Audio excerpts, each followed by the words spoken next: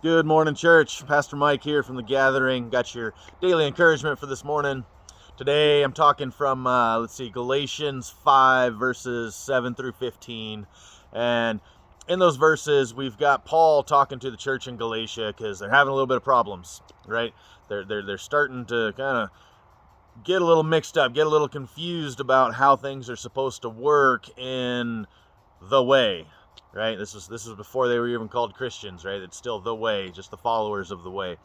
And we have people in the church that are trying to tell others that, hey, you're not really a Christian unless you're circumcised, right? Which probably shocking for some of these other guys that are coming late in life going, whoa, wait, I'm a 40-year-old man.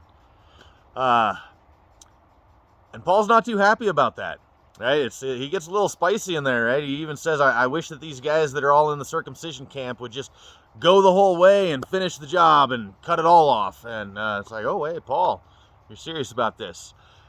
But his frustration is that these people are putting stumbling blocks before these new Christians, trying to tell them, no, accepting Christ isn't enough. You've got to do all these other things, right? The Jewish people had over 600 codified laws that they felt like you had to do to be properly saved, right? They couldn't let go of that, even though there was the new covenant that Christ brought in.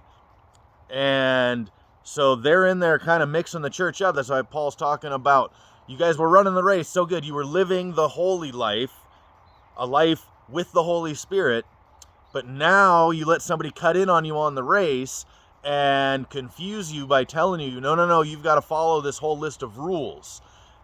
And Paul just reminds them, no, the rule you have to follow is loving your neighbor as yourself. Everything is summed up in loving God and loving your neighbor.